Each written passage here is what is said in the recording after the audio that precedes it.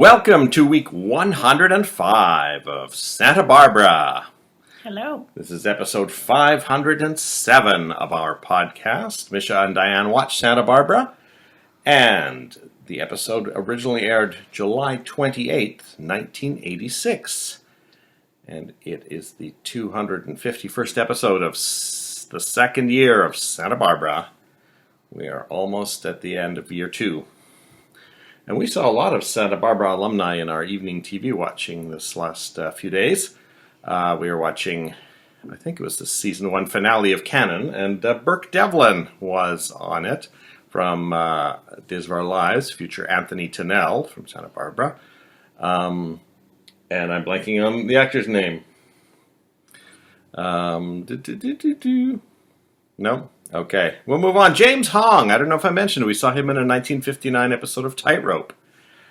Falcon Crest last night. Dr. Renfro showed up in a season 3 episode. As another baddie, which is what he sort of specializes in, it seems like. And then we watched Bewitched.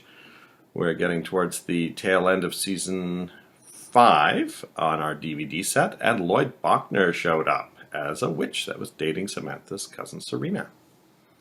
And I just finished watching Lois and Clark, The New Adventures of Superman, in which Lois and Clark get married, and in addition to future Kelly Capwell's mother, Beverly Garland, showing up with a very raspy voice, which is interesting because we see her basically smoking every cigarette in the world when we watch her on Decoy from the 50s. And also, Forey Smith shows up as a Secret Service agent. He will be playing Reese Walker in about 8 years on Santa Barbara. And of course, we've seen quite a bit of Lane Davies on Lois and Clark as well. We saw him as Tempest in the last episode. And I don't know if he appeared. He must have appeared in more than one episode. Well, that was his second one. I think that might be it.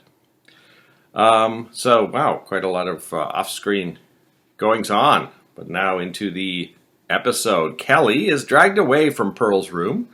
We seem to have like 2 orderlies and a nurse really on the ball in this episode. Dr. Rawlings notes that Pearl has dropped his President Act. I guess Pearl was quite agitated by the whole thing and forgot to put on his act. And at that point, Dr. Rawlings reveals to him that he knows he is Michael Baldwin Bradford III. Mm-hmm. When Pearl blames him for Brian's death, Rawlings said, it took me a year to get him up to the point of being able to write those letters. And then we find out what really drove Brian to the mental institution was that Pearl had counseled Brian's girlfriend to get an abortion because he, going along with his parents, didn't think she was the right type of person for their family. And the abortion killed her. And that's what drove Brian over the edge.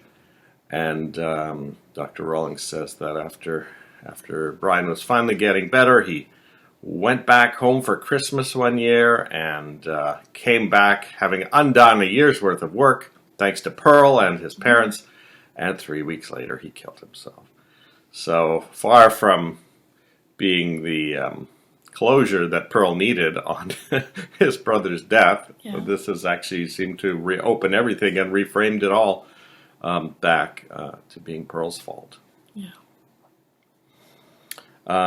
Paul visits Alice, and Kelly tries to convince him to help Pearl, that they're doing something bad to him. And Paul does go to check on the situation, but Rawlings tells Paul that Pearl is having delusional episodes. Mm-hmm. And Paul says there's really nothing he can do.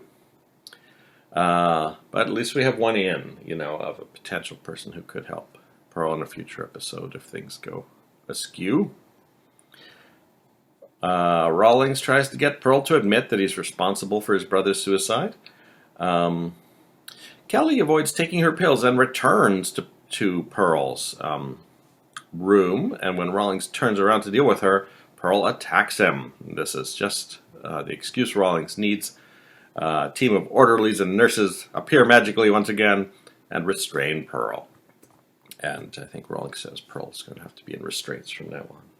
And I think this might be a bit of a turning point for Pearl because he's demonstrated violence. I was actually trying to remember because it has been a little bit of a time gap from the time we watched the episode to the time we're broadcasting this, whether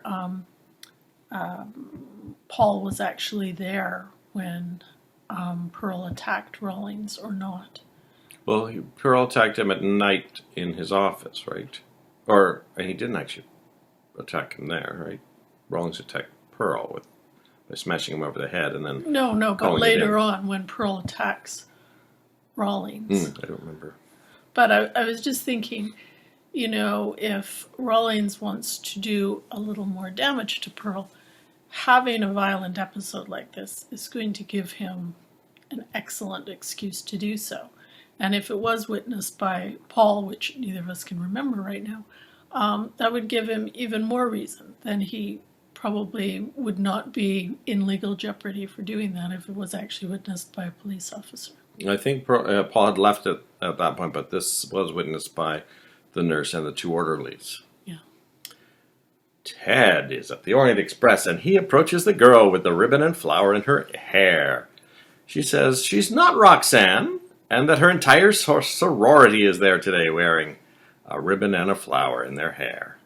But we do have a Roxanne, she says, and an older woman who either is a former sorority member or maybe works in the sorority house, shows up. The girl tries to introduce Ted to her, but Ted's not quite interested in that. Yeah, apparently older women are a source of great fear for Ted because he literally runs away screaming when he sees this woman over 40. Mm-hmm. And this led me to one of my thoughts about, why we haven't seen Roxanne's face. Perhaps she is a lot older than she's making herself out to be. And we'll see later that this there could be a reason for some of her actions as we talk about the final scene for Ted. Jane is annoyed that she's got to cover Ted's shift because he ran out to meet Roxanne. She ends up getting locked out of the booth accidentally, and Haley has to take over the show on the air. And Roxanne calls in and gets Haley to take a message for Ted to meet her at the beach bar at 10 p.m. Maybe that lady is Roxanne. Because she would have known about the sorority thing. Well, in sort of size and shape, I feel like she's very similar to Jane, but as we've already talked about, logistically, it doesn't necessarily work for Jane to be Roxanne, but that doesn't mean she isn't. Gina tries to talk to Ted about Haley.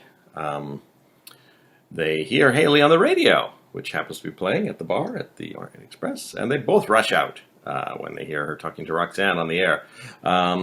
Gina manages to break down the door that's stuck and takes the opportunity to try to make up with Haley, but Haley tells her she doesn't want Gina in her life. And then Gina says, well, when you and Ted get back together, you're going to forget all about this. I think eventually Haley will forgive Gina. Yeah, I think in all fairness, and Gina's certainly done her share of crummy things in her time, but really this is on Haley, because Haley should have told Ted. Haley gives Ted the message from Roxanne, and he goes down to the beach bar that night. And Roxanne sneaks up behind him, so we only see, we see Ted on screen, and we see, her legs and her arms around Ted, but she tells him immediately not to turn around, and then she blindfolds him.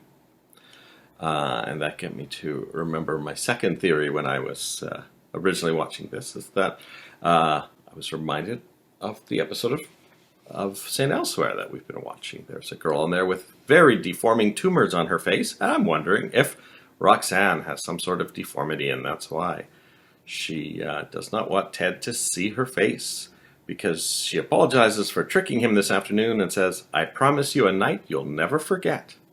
So she clearly intends to do something with Ted, but if he's blindfolded the whole time. She does have her very long acrylic nails, so maybe that could be part of the adventure, who knows. Kind of actually what it reminded me of a little bit, and I was, again, trying to remember the dates on all these things, is the movie 9.5 Weeks, which made quite a splash. I think it was in the 80s. That may be where they're actually going with that. Yeah, that's a good point. Should be feeding him burgers or something. Eden, lying in the street at Inspiration Point, sees Santana and Keith speeding away and then collapses again. Keith tells Santana to tell Cruz that they met at a hotel and that Keith tried to seduce her, but she told him she wasn't interested. And he tells her not to mention Inspiration Point. Now, this is actually quite confusing for Santana, this whole thing, at this point anyway. And a man walking his dog discovers Eden lying in the street and calls an ambulance. Cruz calls Keith's house looking for Santana and just gets the answering machine. So he and Brandon play checkers until Santana finally gets home. She tells Cruz the story about Keith trying to seduce her in a motel. And, of course, fending him off, which is the important part. She wants Cruz to know she wants her marriage to go on. But that conversation is cut short by a phone call saying that Eden is in the hospital.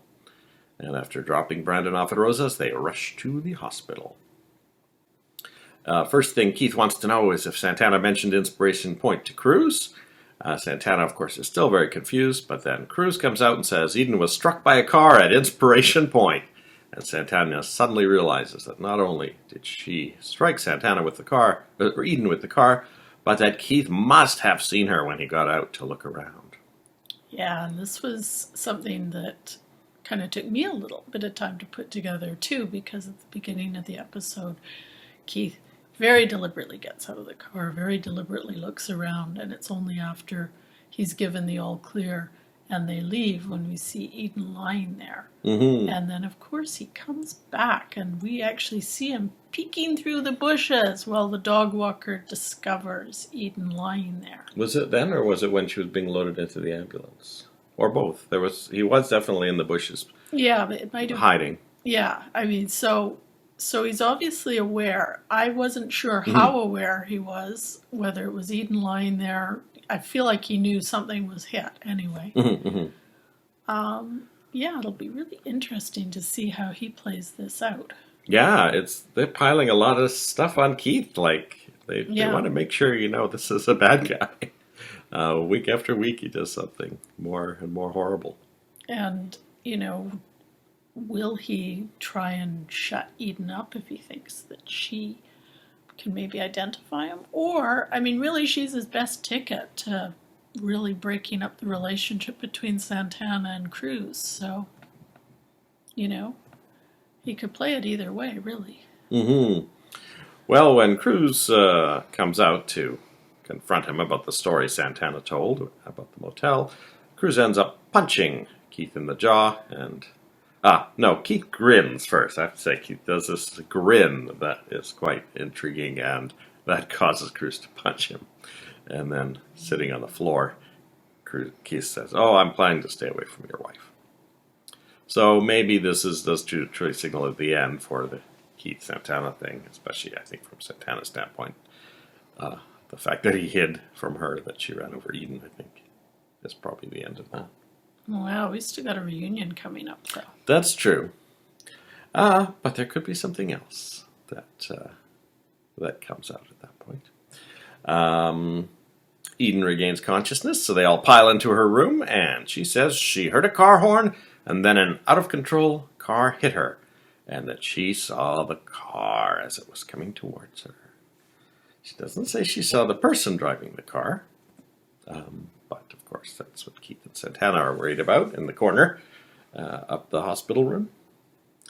But we'll see how well Cruz interrogates her. Or Eden still wants Santana out of town. What if Eden does know it's Santana, but decides she's going to talk to Santana privately afterwards about packing her bags and leaving town? That would actually be a good twist. Yeah, and as I say, Keith could play it either way. He may want to protect Santana, but if there's another offer on the table from Eden to maybe play a role in giving more of a wedge between Santana and Cruz, he might go for that as well. Yep. All right. It's almost the end of July. Going to have that reunion soon, and maybe a few of these things will come to a head there.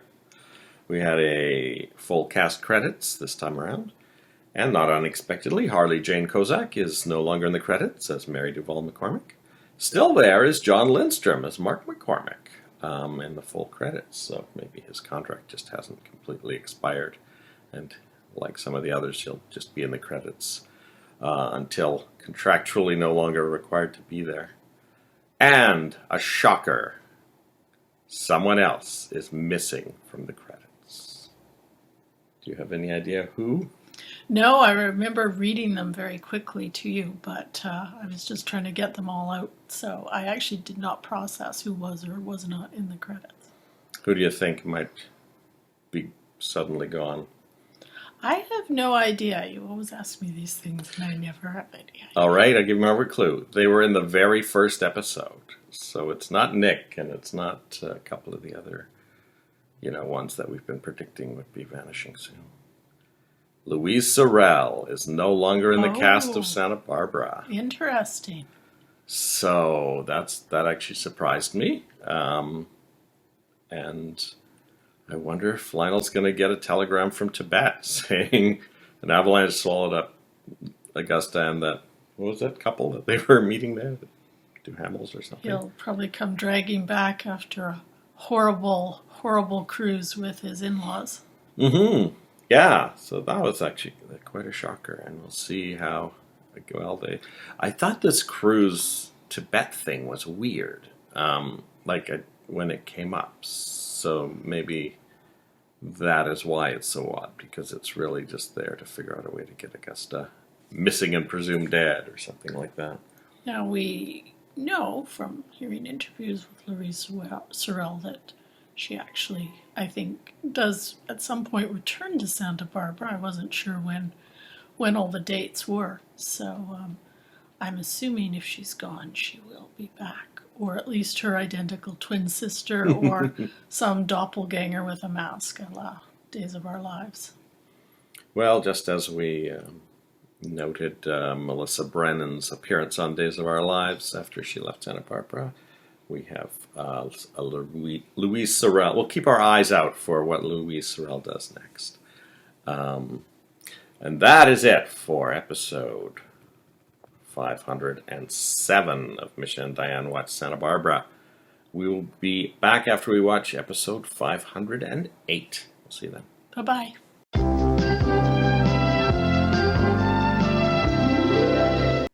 Yeah, he's a good addition to the cast, though, definitely. He definitely Charismatic. is, and he's always got this little kind of smarmy grin, and you always feel like he's got a few more cards up his sleeve. Mm-hmm. So. He's got his hand in so many pies that are illicit, but he always seems to have like a back door or some kind of alibi or some way out of everything.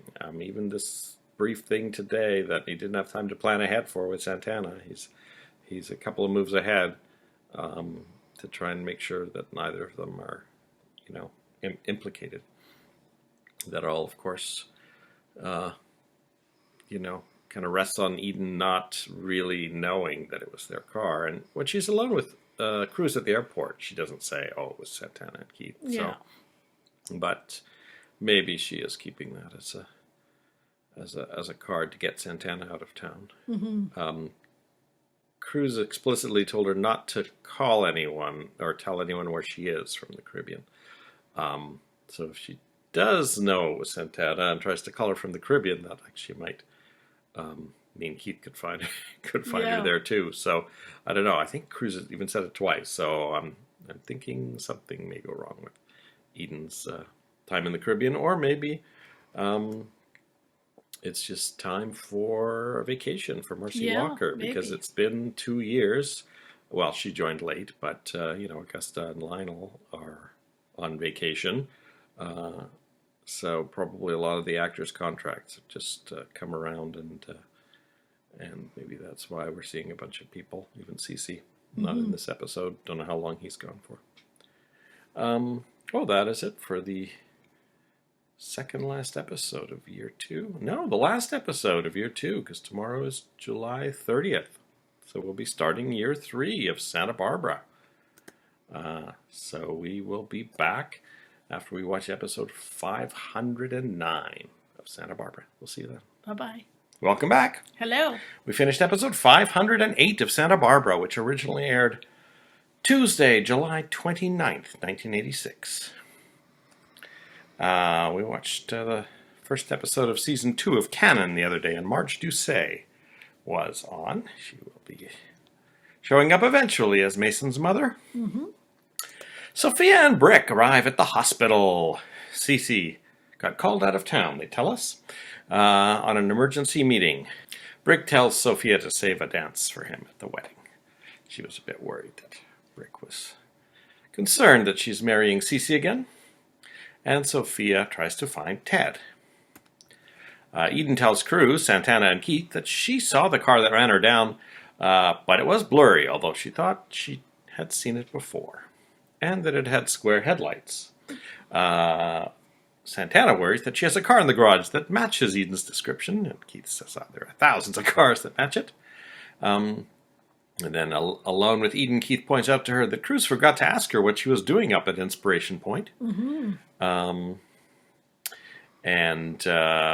He says that he wants to stay friends with Eden, to which Eden replies, anything's possible. No one asks where you were tonight, and Keith says, jealous? So we wonder if Eden maybe did recognize the car and is still playing it close to the vest, or she's just trying to figure out why Keith's hovering so much. Keith tells Gina that he and Santana did not go to Inspiration Point like the plan had been, but Gina finds that suspicious and asks Santana what the name of the motel was where they went. Keith, I think, chimes in with the name of the hotel. And later Keith tells Santana that it's over between them and that she needs to keep her mouth shut about everything.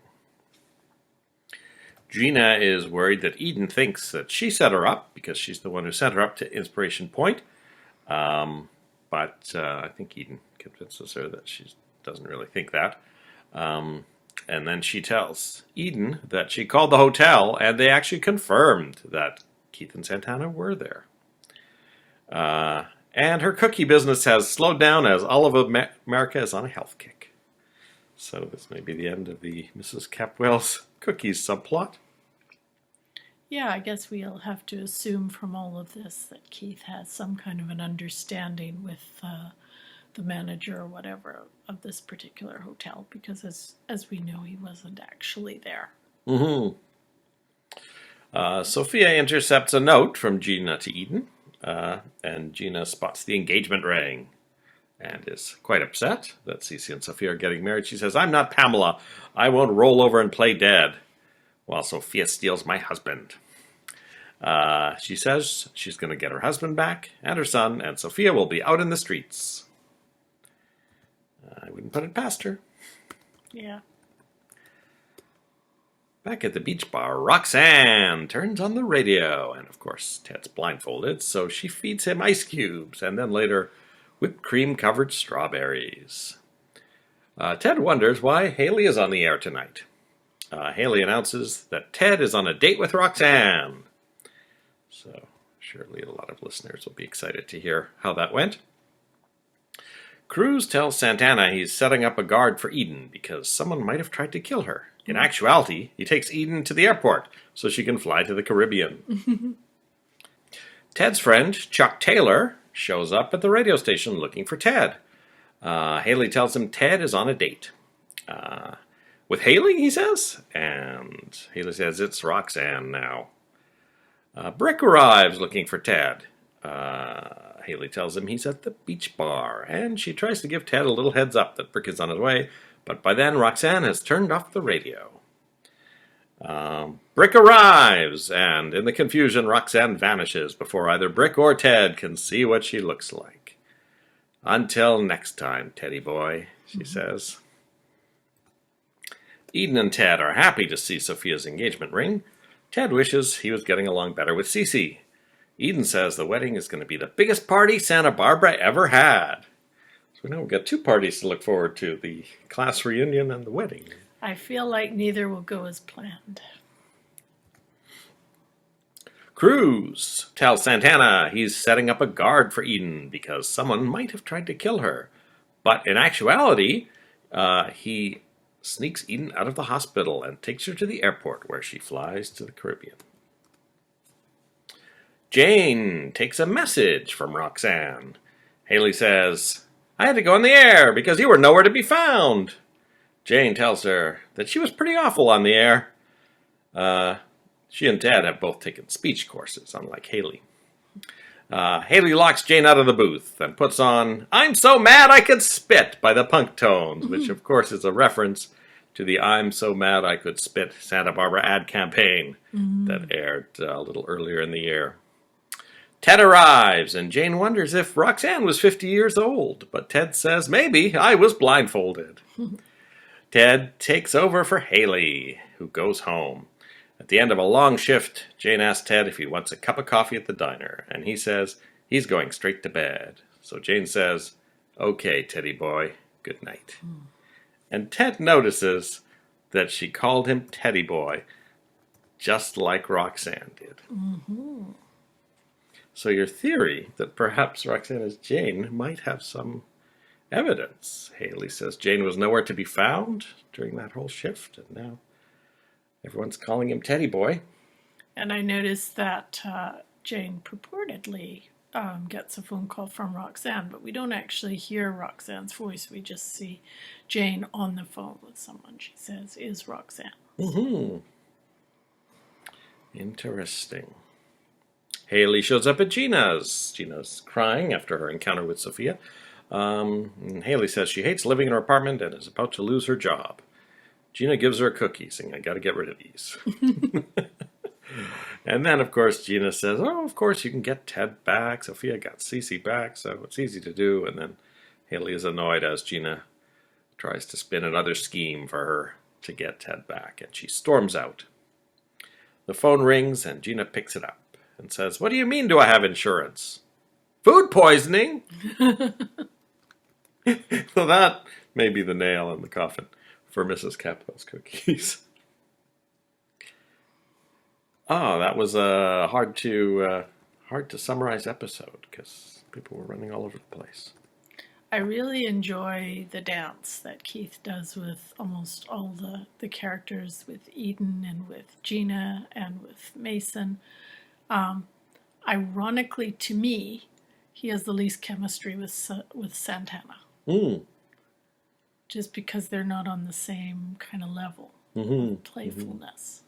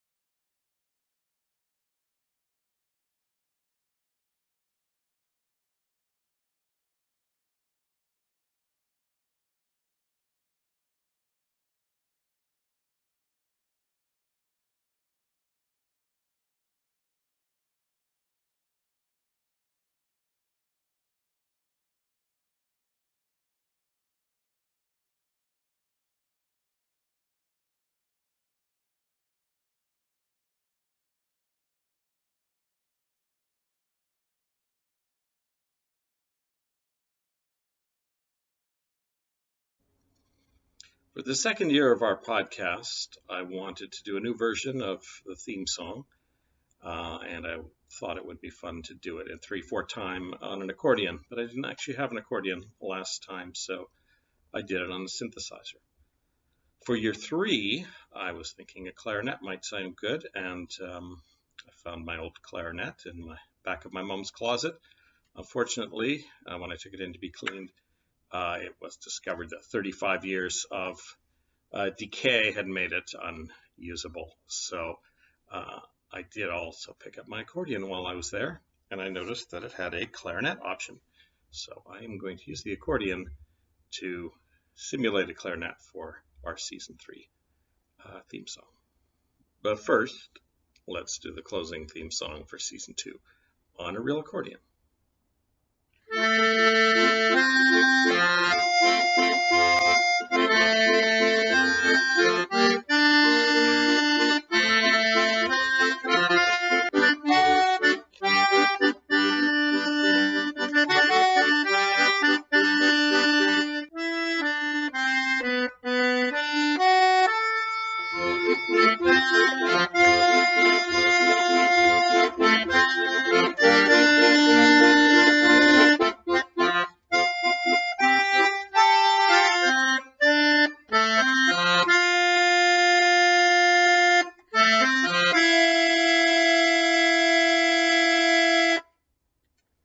It's been a rotten day all the way around. My niece is treating me like a disease. My son is being raised by an unfit mother. And all of America's on a health kick. They aren't buying cookies. They're trying to kick the cookie habit. Well, I guess there's only one thing to do. But I only have an electric oven.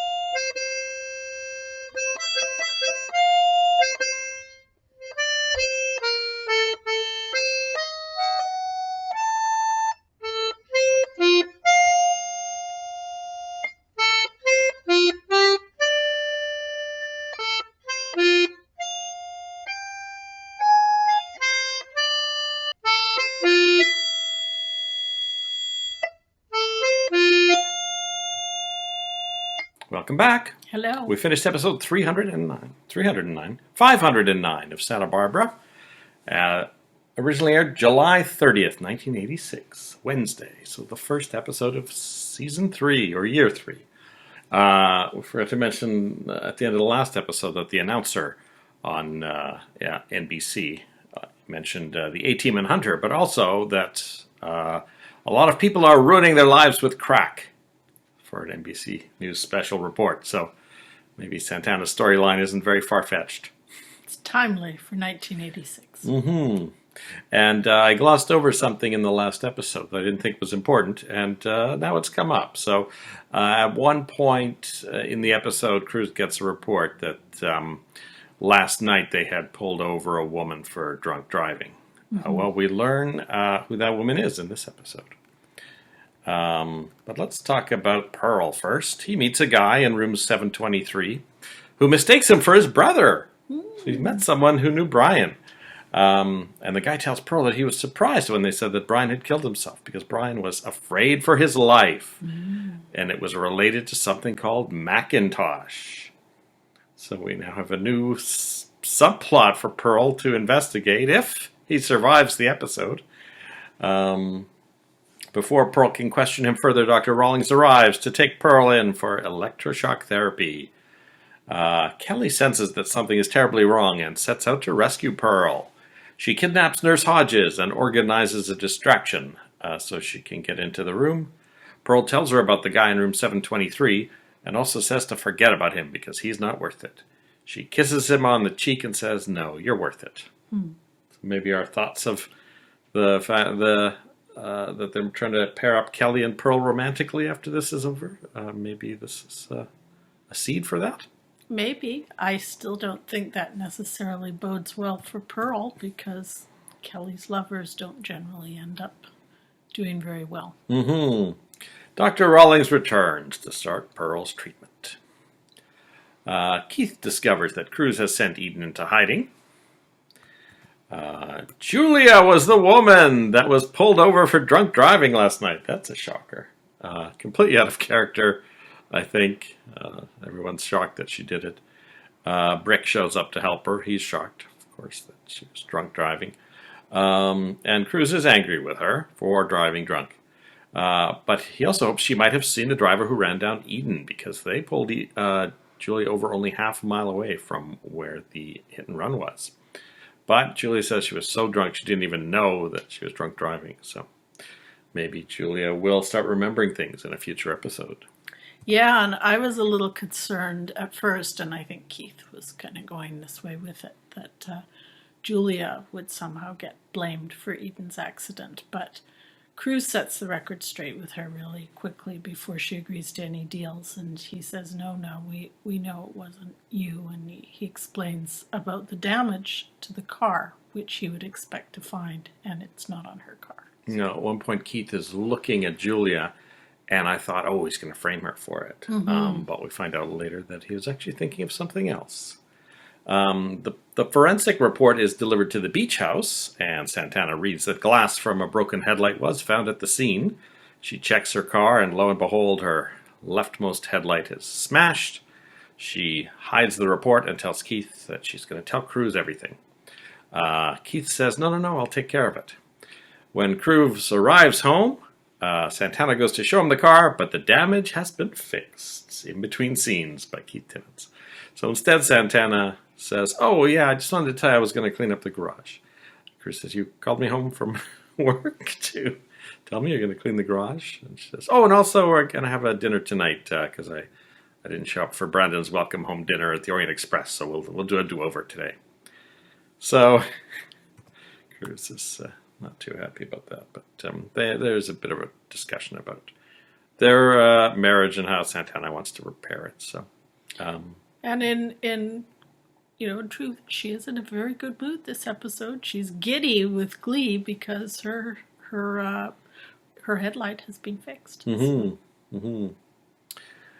Julia's car is inspected. No damage is found. But Keith has a little fun thing up his sleeve. He's called Mark McCormick to let him know what's happened to Julia and invite him to come over and needle Julia. So this is a surprise reappearance of Mark McCormick. Julia says, I thought you were going out of town. And Mark says, I'm on my way out. He just wanted to make sure Julia didn't try to wheedle out of these charges. Brick asks Julia for permission to deal with Mark. But Keith watches as Julia handles Mark on her own, and he gets an idea. After meeting with the judge, Keith tells Julia that the judge has agreed to a unique sentence. 6 months as a public defender, working under Keith Timmons. Julia says she'd rather be on a chain gang. But I feel like this sets up a rather delicious scenario with Julia and Mason both working for Keith Timmons. And I'm hoping we get some almost sort of night court energy there, because I guess Mason would be on the prosecuting side against Julia. Yeah, it's interesting. The public defender's office works under the DA, but I don't know. I guess in a way it makes sense. Seems like a conflict, but I don't know how that's organized. All I know about public defenders is from watching Hill Street Blues. So, and then another thought I had is, both Julia and Keith are single now, so maybe another potential pairing that's being tested by the writers.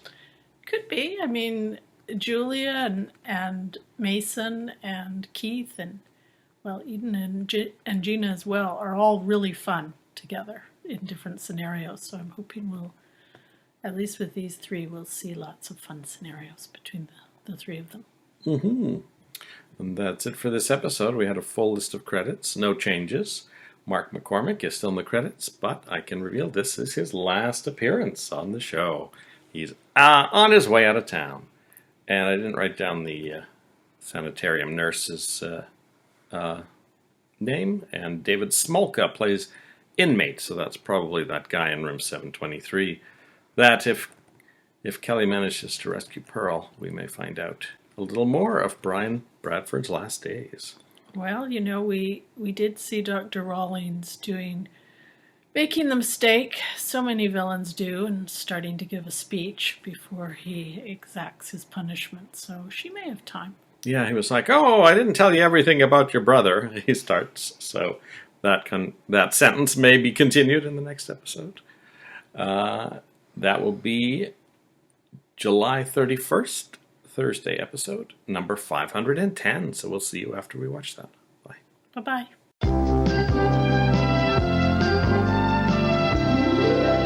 Welcome back. Hello. Last night we saw Grace Zabriskie on Hill Street Blues. Ted finds a note from Roxanne taped up in the booth, which Haley has written. Haley asks Jane to try to imitate Roxanne's voice. She said, "Oh, I make it a little lower and sultrier and say, 'Hey, Teddy boy.'" But Jane declines the offer to play Roxanne, so Haley does it herself. She phones Ted. Doesn't sound exactly like Roxanne, but I guess she pulls it off, and she asks Ted to meet him at the place that she wrote in the note, which is the beach bar. And then Jane says, "I'll take the phone off the hook in case the real Roxanne calls. She might have heard you on the air." So Haley shows up at the beach bar instead of Roxanne and tells Ted that the way he feels about her doesn't make any sense unless he thinks he's perfect. Mm-hmm. So they have a bit of an argument there. Ted still doesn't see any of it her way. And then when she reveals to him that it was she that wrote the note and not Roxanne, he leaves. Back at work, Ted receives a call from Roxanne complaining about the imposter that called earlier. She tells Ted to meet her at the White Cliff Hotel tomorrow morning. No blindfolds. So Ted and we may finally get to see Roxanne tomorrow. Any guesses as to whether she may look familiar? Well, I've been guessing Jane the entire time, so that's still where my money is. Pearl is full of sodium pentothal. He's been prepared for his electroshock therapy. Alice, Kelly, Owen, and the guy from room 723 rescue Pearl by turning off all the lights at the breaker panel. Pearl twists his ankle during the escape and tells Kelly to escape on her own. But she says, "Pearl, a month before you got here, I could barely even remember my name. You're coming with me." Dr. Rawlings arrives as just before they're able to unlock the front door, and Owen saves the day by knocking Dr. Rawlings unconscious. And after some hemming and hawing, Pearl convinces Owen to come with them. So Pearl, Kelly, and Owen escape from the state hospital. Alice points out that she can't really leave because she actually needs to be there, and patient number 723 doesn't go with them either. So I don't. There was a very intimate scene between Kelly and Pearl in the linen closet. It seems like they are trying to push them together because they definitely neither really wanted to be without the other. And sort of the last shot we had of that whole escapade was Dr. Rawlings in a chair unconscious. So Mm-hmm. I feel like that's not actually going to help their case very much when they're on the escape, because I think then the powers that be can label the whole escapade as being, violent, mental institution escapees. Mm-hmm. I don't know. I wonder how long they'll be on the run. Weeks, days, months. This will probably give Paul a opportunity to talk to Alice again when he comes to question her. The Department of Health shuts down Mrs. Capwell's cookies because a group of people, I forget where, got food poisoning. Keith suggests she file for bankruptcy. And he says, I've got the perfect person to help you with both your bankruptcy and any legal case. Julia Wainwright, our new public defender. Julia is very annoyed at the whole thing still, and really annoyed that Keith is trying to make her help Gina. So she has a scene with some snarky dialogue for Keith, but he kind of shuts her down by saying, telling her a story about how his 4-year-old nephew was hit by a drunk driver. Now, I'm probably 80% convinced he made up that story. Mm-hmm. Mm-hmm. And then later, Julia tries to get Keith to hit on her so that he'll kind of match up to the other sleazy guys she's come across over the years in her line of work. And Keith says, you think I'm attracted to you? Mm-hmm. And Julia says, a simple sexual overtone might be refreshingly old-fashioned. He leans towards her and says, nah. And Julia says, you never know. Paper bag over your head might make you a definite maybe. Maybe.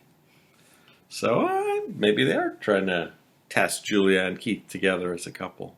Yeah, lots of fun interplay between Julia and Keith.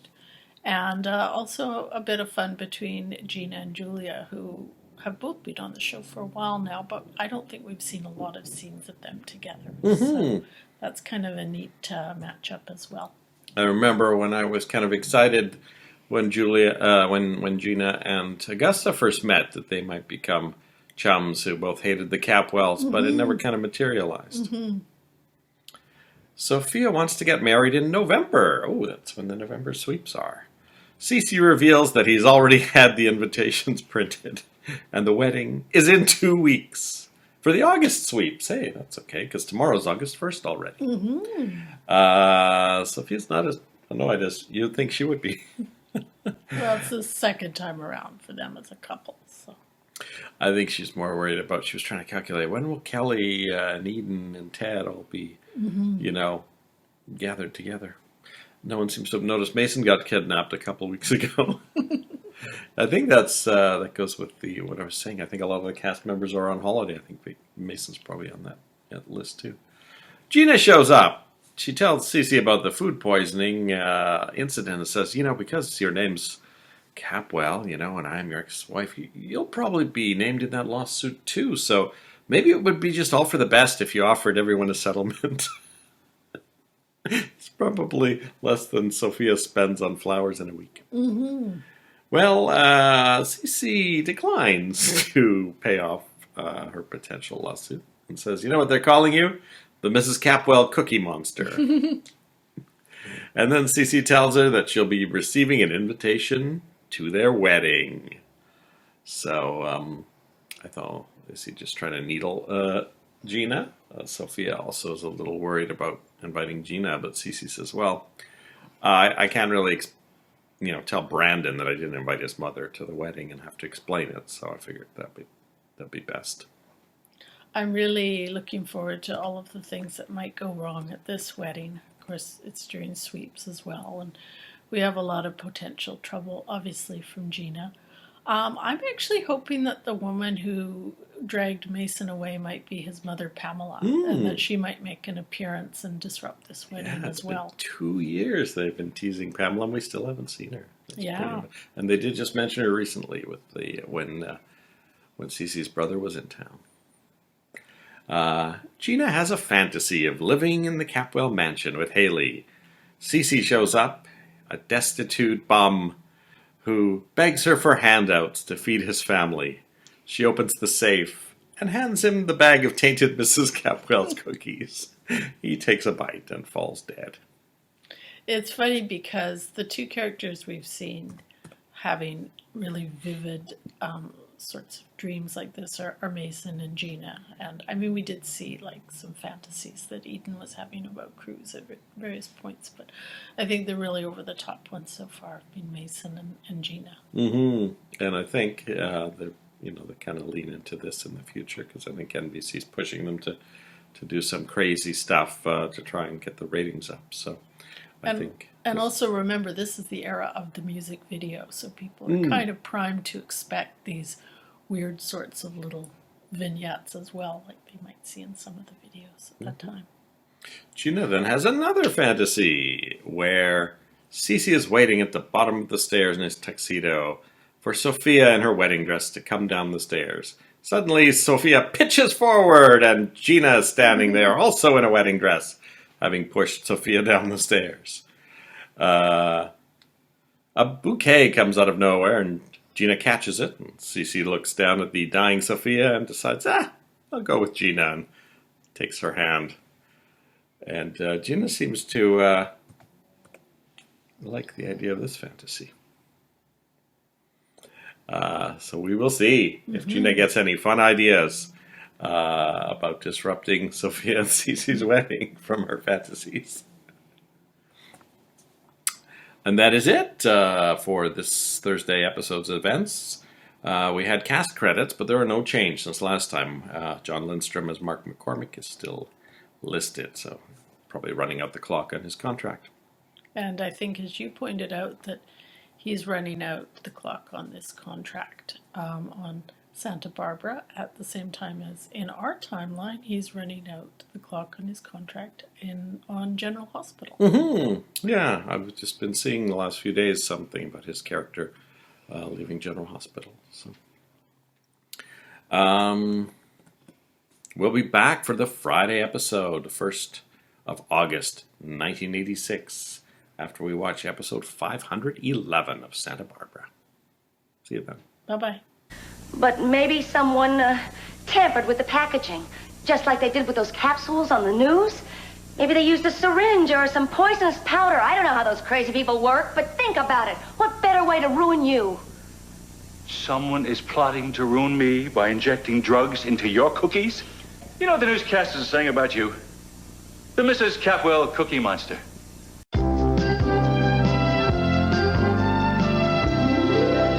It's the latest fad, filing suit against Mrs. Capwell.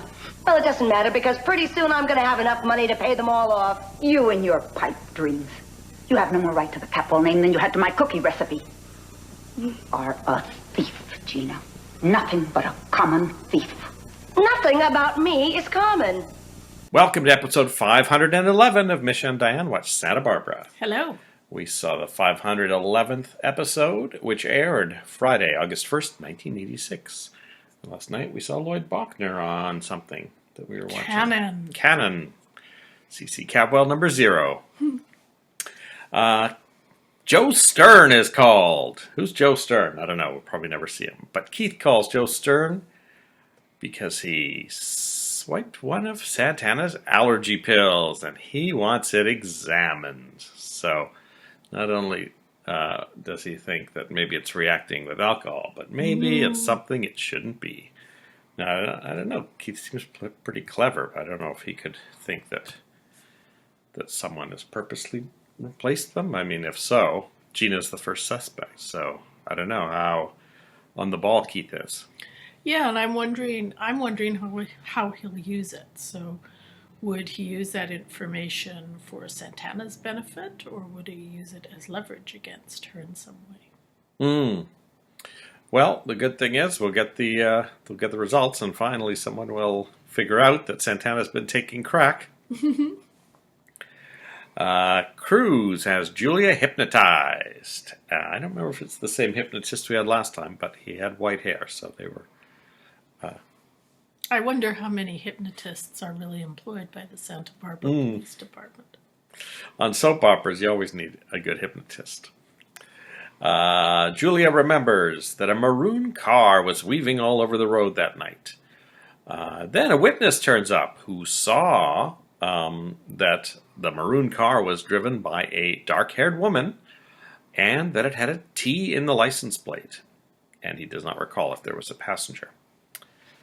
And then Cruz, I think, is already putting things together. He calls Edie and says, I need you to really tell me why you were up at Inspiration Point that night. And if she says I was going to meet, I was supposed to see Santana and Keith up there, then that will really put Cruz on the right track. Now, we don't actually know what Eden tells him because Marcy Walker wasn't in this Mm-hmm. episode. So I think we're just going on what happens. 4 next. cast members on vacation right now. Mm-hmm. I think Eden is the cast member who most often, when she's not on an episode, is on the other end of the phone. Yeah. I mean, we've seen him with Cece a few times and Eden quite a bit. I guess that's testimony to how important her character is to the plot line, that they need to keep her on one end of the phone even when she's not in an episode. Cruz finds out about the missing report that Santana had hidden. And when he comes home, Santana tells him that she just forgot to give it to him, and that she didn't read it. No, Keith had told her to do that. Don't actually. Keith had said, "Don't bring it up. Wait till he asks. Otherwise, your story of forgetting about it will be kind of suspect." She tells him she didn't read it, and then Cruz takes her out to the car, and he says, that car that ran down Eden, it's a lot like yours. And your license plate, 1SAT271, has a T in it. And Santana says, yeah, but there's nothing wrong with my headlights. Cruz says, I thought you said you didn't read the report. So I think Santana realizes she's been caught out. And Cruz says, the thing about replaced headlights is that they often shine a lot brighter than the other headlight on the car because the other ones get full of dust over time. And he turns on the headlights, and there's a very dull bulb on the right side of the car and a super bright spotlight shining right into a guilty Santana's face. Yeah. So it's very, very well done how she's caught in the headlights. And he's kind of circling around this whole time, like, when they're talking about the report, he says something like, they're usually sealed a little bit better than this.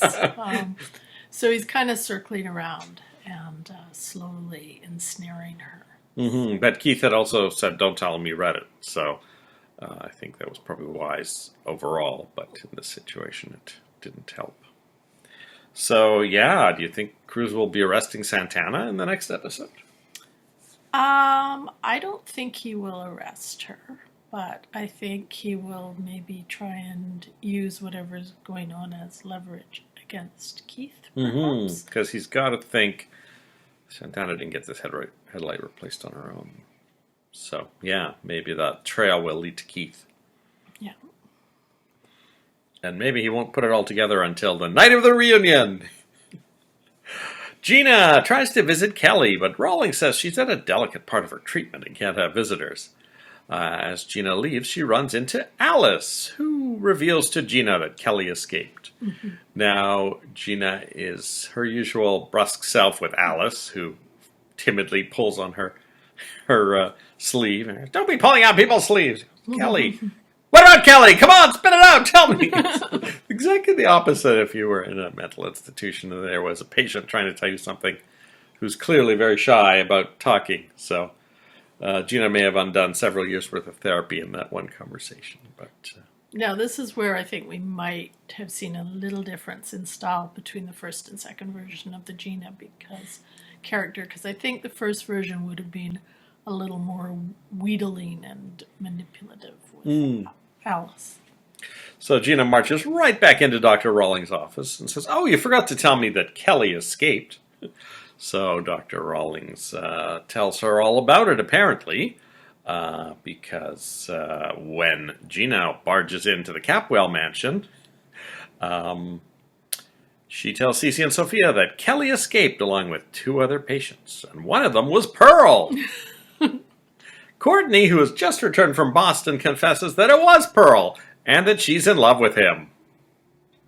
And that Pearl had checked himself into the clinic to help Kelly.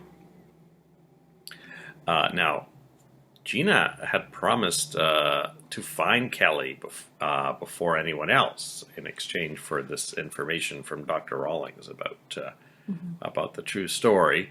So I guess he forgot to say, "Don't tell Cece." But I guess she figures I think she figures if she's going to find Kelly, she probably should hang around the mansion. So that's probably why she just went right there and laid all her cards out on the table with Cece.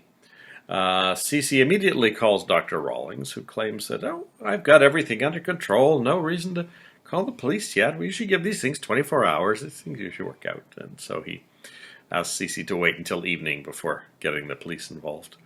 And then he asks for Pearl's address, which Cece gives him, through Courtney, or vice versa, 55 Harbor Street. I'll have to look that up on a map and see where that is in Santa Barbara, if that is a real street. But now I'm thinking, is Dr. Rawlings going to discover Pearl's secret hideaway? I think someone is. Yeah, it makes it sound like Dr. Rawlings is going to go there himself or send a bunch of goons out to get them himself. Does Courtney know about the secret room or just Lionel? Can't remember now if Courtney ever saw them. But I mean, it's possible that's where they're hiding, right? In his real place. Yeah. And who's with them? Owen. So as long as none of them makes a sound while they're in there, theoretically Rawlins could search the fake apartment and not find anything. As Gina is about to leave, Rosa reminds her that she wanted to talk to her when she opened the door about her stealing her recipe for chocolate chip cookies. You're nothing but a common thief, says Rosa, and Gina replies, there's nothing common about me. And then she accuses the recipe of being responsible for poisoning those hapless people. And Rosa happily hands Gina an invitation to Cece and Sophia's wedding. So I don't know who's going to be suing who. I don't think Rosa's going to bother trying to sue Gina for anything, especially since, that would put her into a declining and lawsuit fraught business. So Yes, I agree. But it does escalate the tension between the two of them, and I'm expecting once Santana's antics kind of drive her and Cruz away from each other, which I'm assuming they're going to do at some point, then that'll put Rosa in a more delicate position again.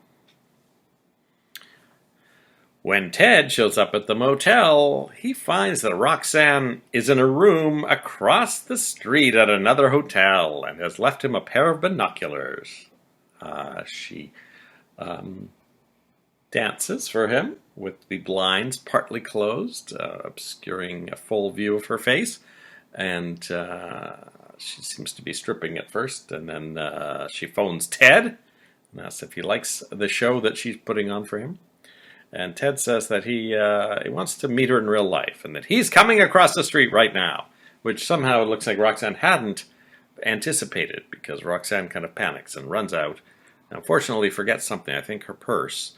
And by the time she comes back in, Ted is right behind her, and he ends up chasing her around the hotel room a little bit, trying to get her to show him her face, and but she does run out the door.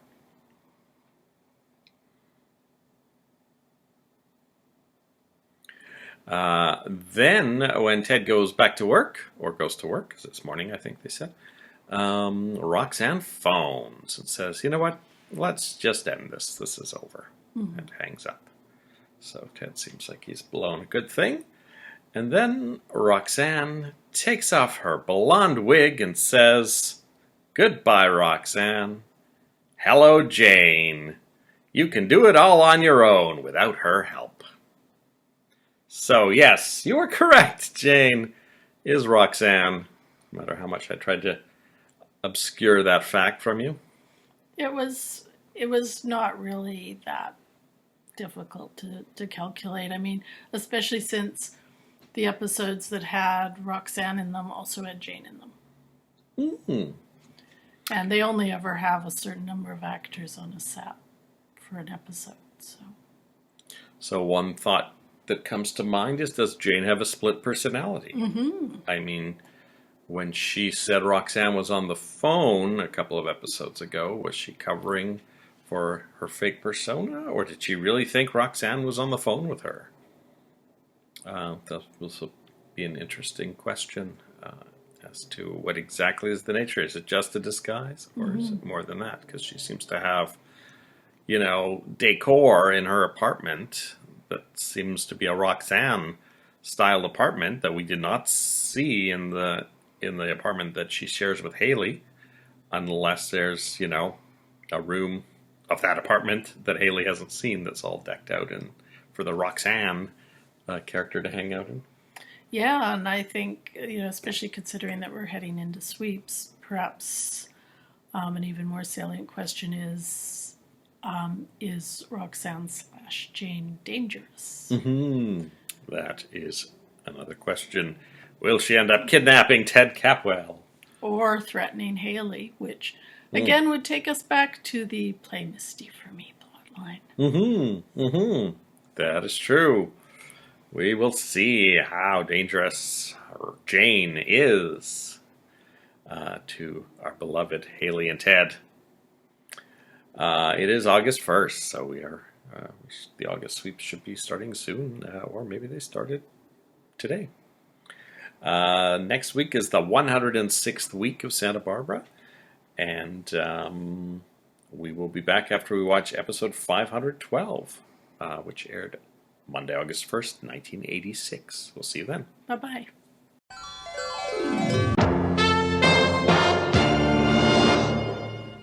You remind me of Lois Lane sometimes. You always seem to find trouble wherever you go. And where were you tonight when I really needed you, huh? Well, I think I left my cape at the cleaners. I must be slipping. Oh, you can't be everywhere. Are you familiar with the concept of zippers? It's a great advancement in human relations. Thank Just you. a second. There. Ow, my hair. I'm sorry.